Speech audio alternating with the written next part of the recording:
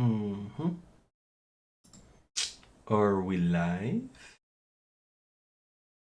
Certainly hope so.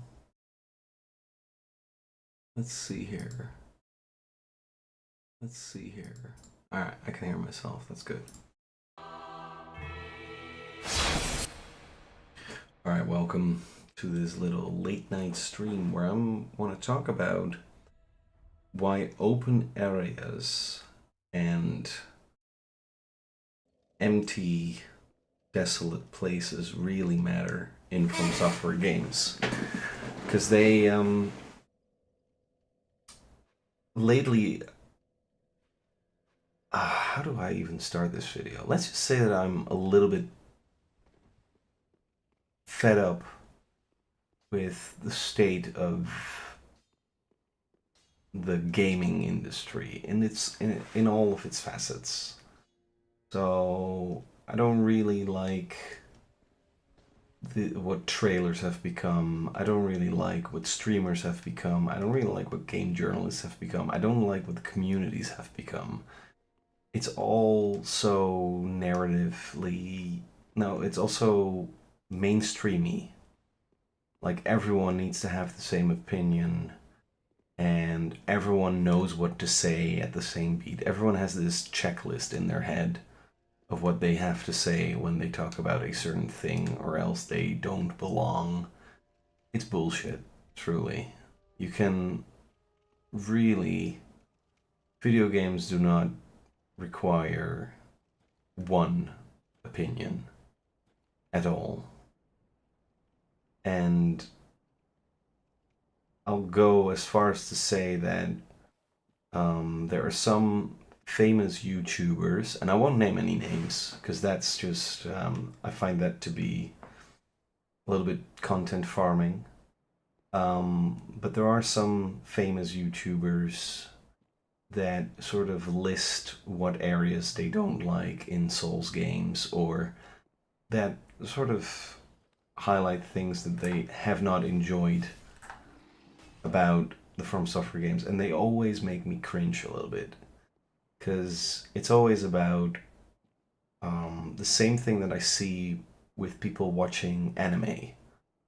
Like they have this list that just says which episodes to skip and which fillers to skip and which nonsensical things to skip, and I find it to be a thing that my generation, I am a god awful millennial. Um, at the very least, it's not something I grew up with doing. Like, I watched everything when I grew up. I've watched every Star Trek The Next Generation episode. I've watched every Star Trek Voyager episode. I've watched every Star Trek Enterprise episode. I've watched every Gene Roddenberry's Andromeda episode. I've watched every Pokemon, Dragon Ball Z, One Piece, all that shit. As a matter of fact, I haven't finished One Piece. I'm still watching it, and I don't intend to complete it at all. I'm not a completionist gamer by any stretch of the imagination. I vibe to a game, and the feeling that it gives me fills me with great joy, and I don't need to have a rush mode of bosses or anything.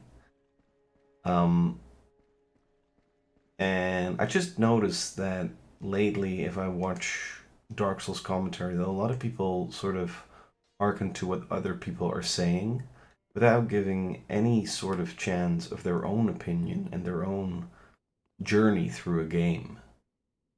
Um, and so, as such, in this video, I'll try to explain some of the things that I have interpreted from the Souls games and other Japanese video games. So let me just go to the painted world of Ariandel. I think that gives us a nice background. I started playing Souls games in 2009.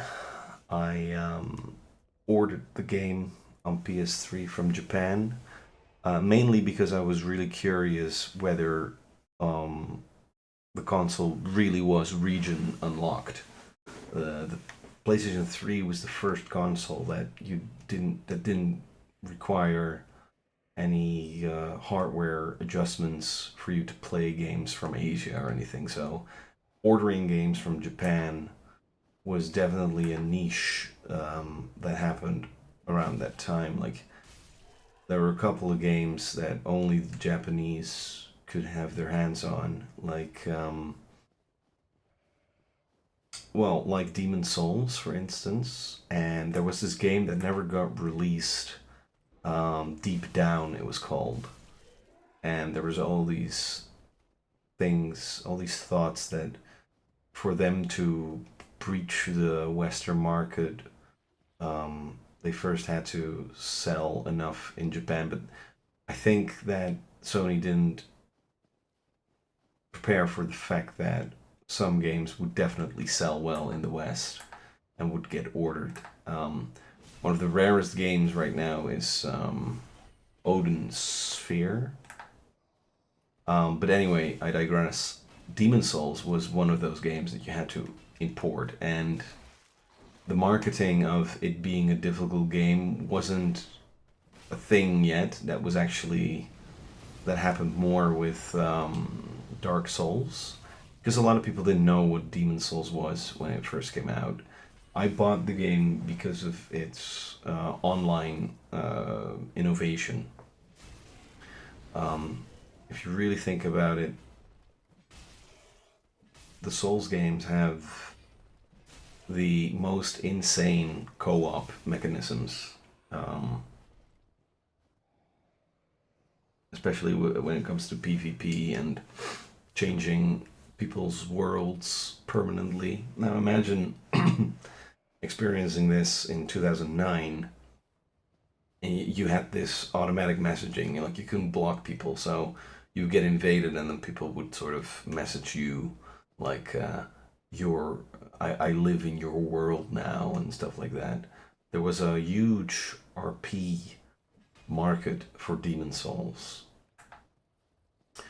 and the reason why I bought it was because I wanted something different from World of Warcraft. I wanted a hardcore game as well, and this one came about in game FHQ, so I ordered it. And the thing that I liked about it when I first put it into the PlayStation was that it reminded me of Shadow of the Colossus and Eco. I always called it Ico, by the way. Um, but it reminded me of a combination of Shadow of the Colossus, Eco, and Soul Reaver a little bit, or rather Tenshu. I'm not sure if you remember that game.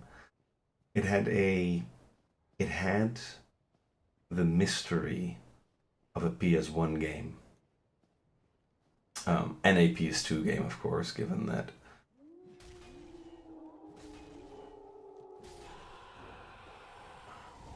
Whoa. Alright, let's deal with the wolves first. I'm being very casual about the fact that I'm ember lit here. This is not good.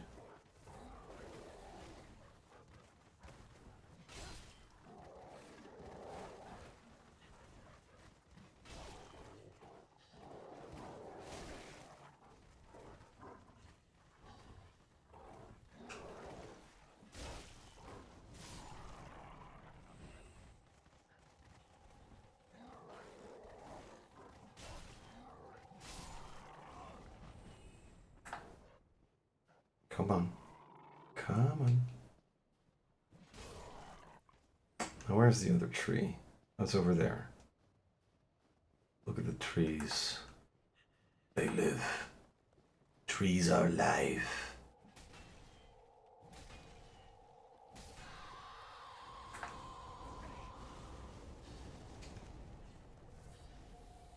Pretty fucking cool.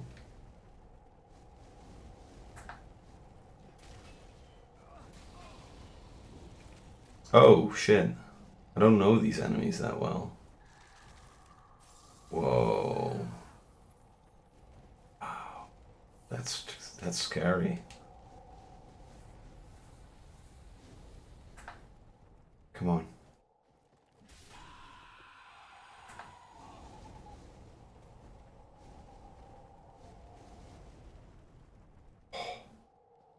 It's crazy that they managed to make ends sort of scary. That is the Fromsoftware formula.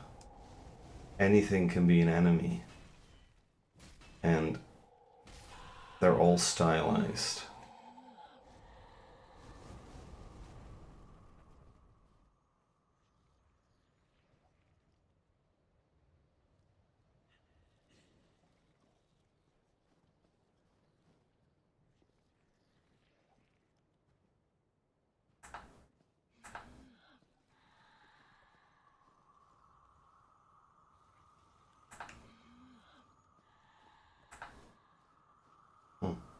Interesting.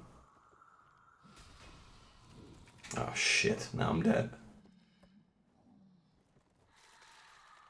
Yep. Oh, I'm alive. Oh, and I got a shard out of this. That's good.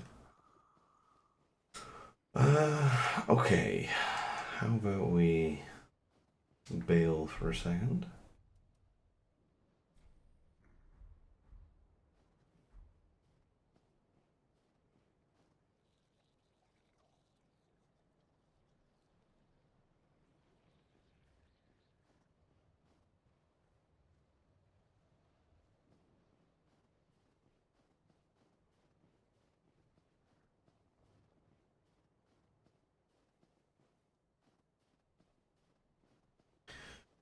So, some people might say that the thing that they would not like about, this area is that it doesn't really have a purpose and everything's trying to kill you, and there's a lot of open areas that have nothing. But be fair.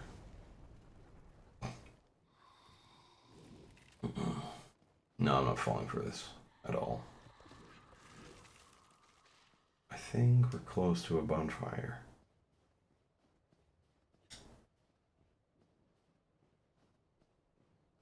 Aren't we? Yeah, we are. Because right here is the chapel, is not. Yeah. So cool. Alright, here we go. Now I heard that there's a person here that can get you to the DLC. Anyway, like this right here, okay? I mean, this is just walking from one point to the next. But if you don't enjoy that, there's a large part of a Souls-like that I think you fail to understand. And I don't mean that in a derogatory way, even though it may sound a little bit pretentious. What I mean is, do you remember like that intro video from Shadow of the Colossus, where the Wanderer is sort of walking and you hear that little guitar playing as you walk with your horse and you hide underneath a little cavern? That effect, in my eyes, is also achieved with bits like this. It's these moments that get incredibly mocked. For example, people tend to mock the ladder bit in Metal Gear Solid 3, where Snake is climbing up a ladder. But the truth of the matter is that was groundbreaking when it happened, and it also showed you that it was a way of a director to be subtle in video game narratives. Like it wasn't a explicit cutscene that we are used to. No, it was actually quite nuanced in a way. And even though you had to climb a ladder, and then you hear the Snake Eater theme, there's actually something quite artistic about that. Like it was an attempt at making the player feel something. Whoa, eggs. Hold up.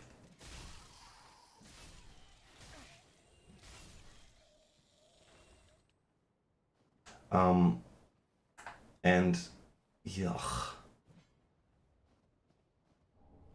I sometimes get the feeling that a lot of people don't understand. Well, no, let's stop with saying what a lot of people don't understand. I feel an incessant need to defend Hideo Kojima for that joke.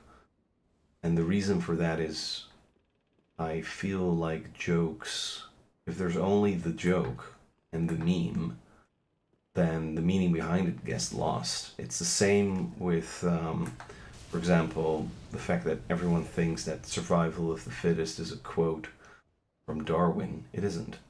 It was a review of Darwin's work that dubbed it for survival of the fittest. Charles Darwin wasn't even interested in that idea. And especially with the rise of different media outlets and AI, the truth can get lost sometimes, and I think it's important to be a little more nuanced about things. So, take Kojima, for example. Kojima really tries to elevate storytelling in video games. I know he wants to be a movie director, but I honestly think it's a little bit lost in translation about what he truly wants. I think he will be. I think what he does right now is exactly what he needs to do. Like Death Stranding 2 is amazing. Metal Gear was amazing. And the thing about him is if he wants to be a movie director, it's not necessarily like he wants to be an American movie director. He likes every movie, really. But the one movie that I think really comes close to some of the effects that these game directors have, and I'm not only talking about Hideo Kojima, I'm also talking about the game director for this game, Miyazaki. It's that I think a lot of them watched Akira Kurosawa movies with great attention to detail. Dude, if you have time, I implore you to watch Run by Akira Kurosawa. That's RAN. I'm gonna watch every Kurosawa movie, by the way, because Kurosawa movies are a little bit like Dark Souls games. Once you've seen one, you want to check them all out. You want to check out the differences between them. Run, such a. I think it's. I'm 35 now. I think it's the most beautiful movie I've seen. Yeah, it's a movie from 1980. It inspired everything. It's the movie in many ways. Now, of course, a lot of people quote Hidden Fortress as one of the most influential movies, but that's also because George Lucas said it. But I mean, there are far more intricacies with regards to Star Wars when you watch Run. The color, the emotion, the betrayal. It's such a good story, man. It's essentially King Lear, but set in the Sengoku period. And especially, it's really interesting in that movie to see how Kurosawa saw the Sengoku period and how that translated also into video games like Rome Total War. My point being that in Run there's this huge emphasis on war, but it's all artistic. And apparently, Akira Kurosawa sort of channels his own vibes in every movie that he has. So there are these moments in Run and also in Yojimbo and what's that other movie called?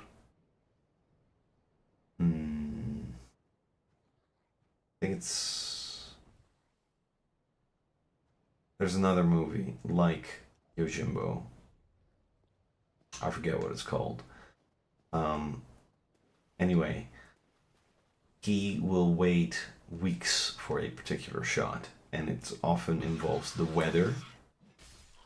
And especially in Run, there are these strange storms and clouds that gather, and he will have these cloud shots that are overwhelming. They have that pareidolik effect where you see like shapes in the clouds, and he sort of just makes sure that you see that, and you really start to feel for the old man.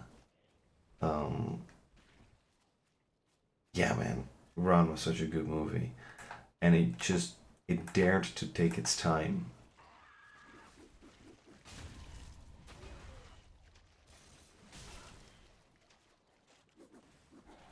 I've never been here, by the way.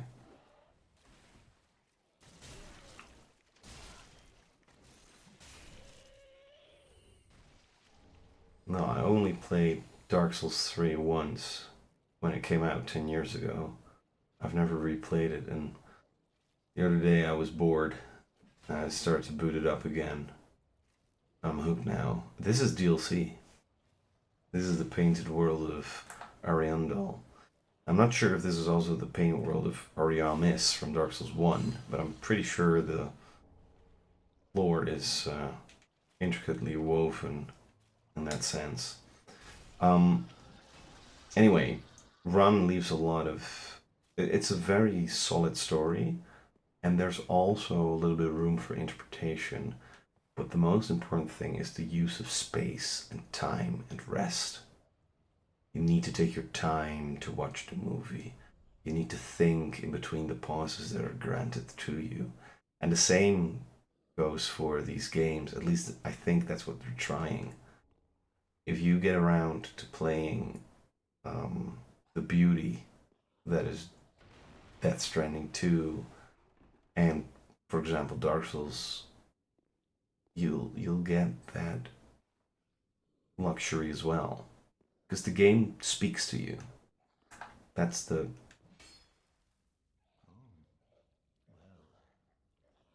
is nothing forlorn about you.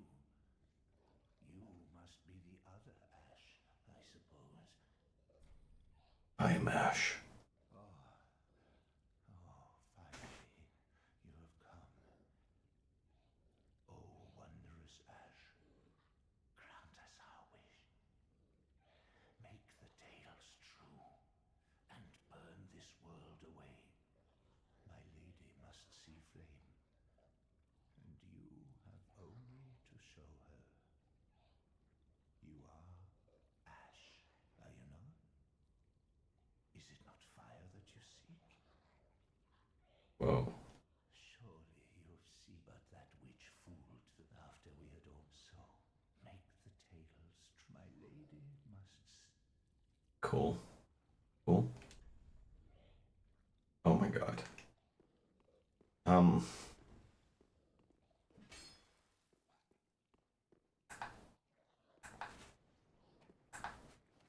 and with Death Stranding, um, you can see that the dude loves movies, and also I'm studying women a little bit more, like the feminist role a little bit. Um, and I mean feminist not in a activist way, but in a um, I guess in a primitive, maybe literate way, like the wife of Bath. I'm talking like proto-feminism, I suppose. Um, and like strong female characters do inspire me, but I get to decide what I find to be a strong woman. Like the woman in Run. Oh my god, she's so good because she's like jealous. I love that. I love the fact that her jealous is a weakness and she kills everyone around her. It's sort of the Lady Macbeth sort of quality. that I really enjoy watching, you know. And the thing with this is something that I came up with the other day, and you know, bear in mind, I don't expect this to be a huge thing on YouTube. So if I say these things, I mostly talk to myself. I don't want to impose or come across as snobby. But whenever you talk about strong women, whoa, oh my god. Strong women now are a thing of identity, like you have to identify with them. But whenever I watch older movies and I see a strong woman, I feel like I'm eavesdropping. And I like that feeling. Old movies treated you like an audience, not as a something that you necessarily had to identify with. And I miss that.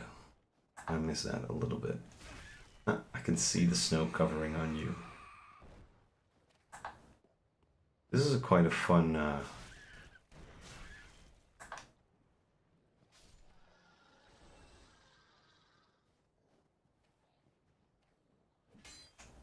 Jesus, like where are we? Oh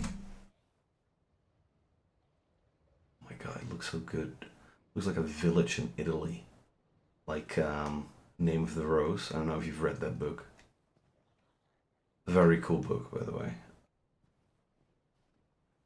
Or movie. If you're not into reading.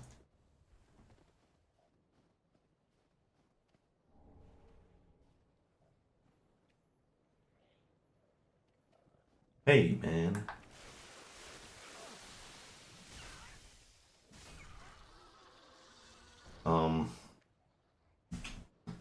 And you know, one of my players is a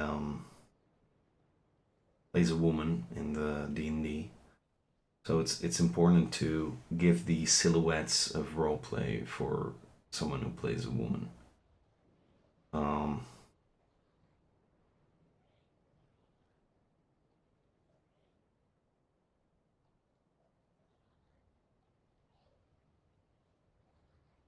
there's in Death Stranding 2, you have these three women. It's like Fragile, the pregnant woman, and a younger chick who's called Trinity, I think. And they are the essential female roles. It's relatively it's really strange to see them portrayed like this. This it's both, I mean, honorable. They're like home for Sam Porter Bridges, but they're also like this sort of mysterious force. Except for Fragile. I think Fragile is a pretty solid character in Death Stranding, but the other two, I don't trust them yet. And even one of them is pregnant, right? And there's this Japanese take, or Hideo Kojima take, on being a strong woman. Death Stranding 2 is pretty. It's a, oh shit. How am I gonna do this?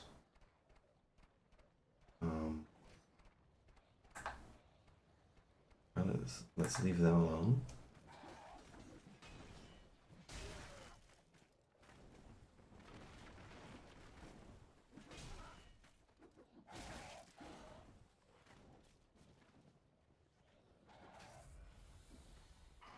Oh shit.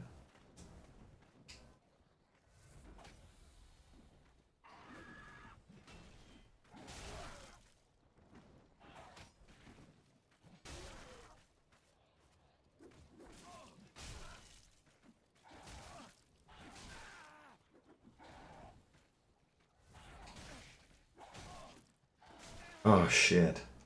No. You did it.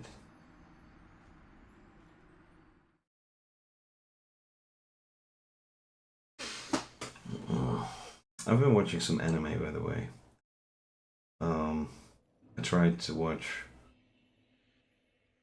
Kaiju 8, and I'm watching that other one about the world being a garbage bin.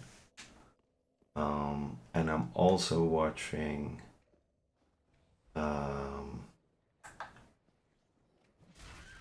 Eden Zero. That's the one, the fairy tale anime. It's a pretty good one, I must admit.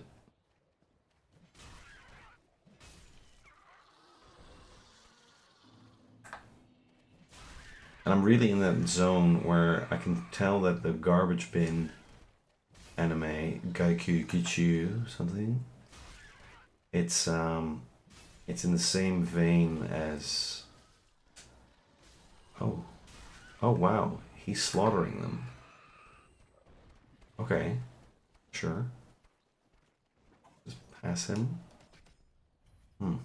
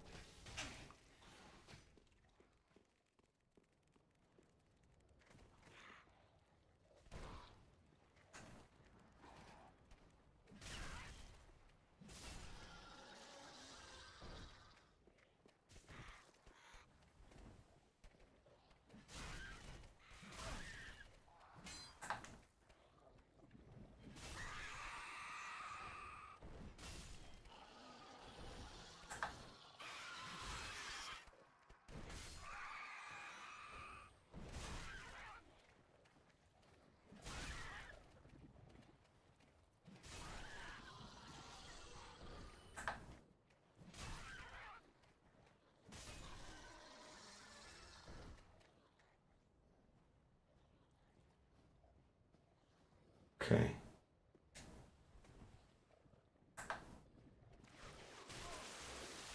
Don't spill it.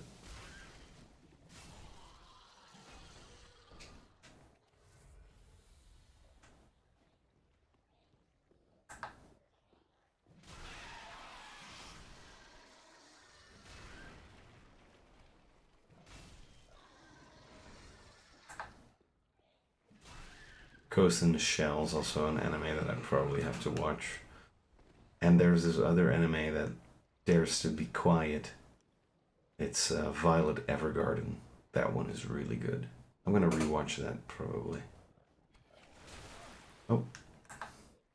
Okay, so anyway, that was my little video. Why don't we just vibe a little bit together? See if I can find a way down there.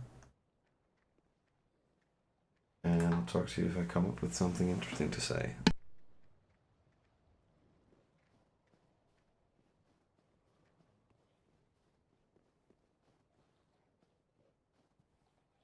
Right, so anyway, in conclusion, I should conclude my ramblings a little bit. Fillers are also an allowance for you to have space and feel your own interpretation of a story. You don't necessarily need the promise of quality all the time, like it's a checklist. I would say allow fillers, for they also allow character building and character affirmation from the perspective of the one who reads it or watches it. But that's just my take. If you are of a different opinion, by all means, share it. If this gets any views, I kind of expect it to be of a pretty high level, like eloquent.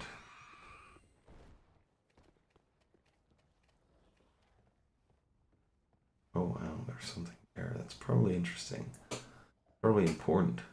Ooh, I like this bridge. Ooh, I like this.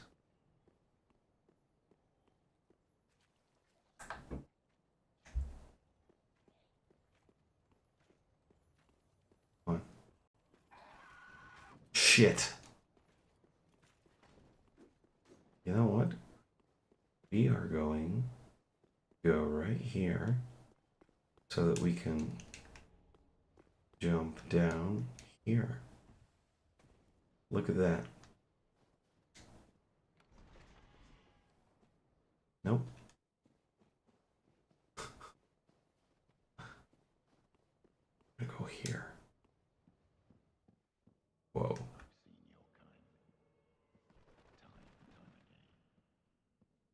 Every strong man must be caught. Every secret must be unearthed. Such is the conceit of the self-proclaimed seeker of truth. But in the end, you lack the stomach for the agony that you bring upon yourself. Whoa. Huh. Shit. Oh. Miss.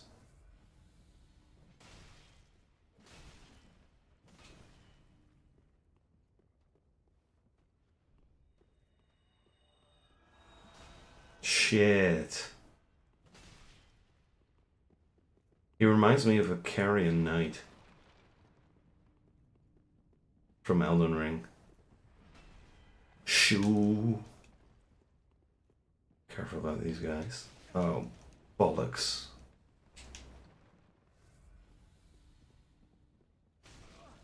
Oh, that reach. Oh, Jesus. Can we skip this dude? No, we can't.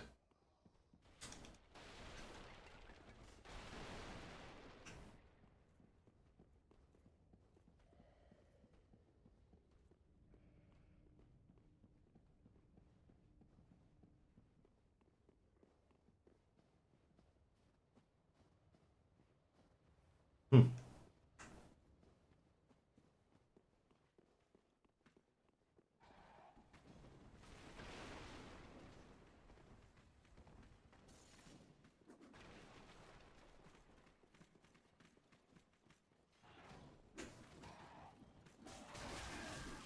Hey.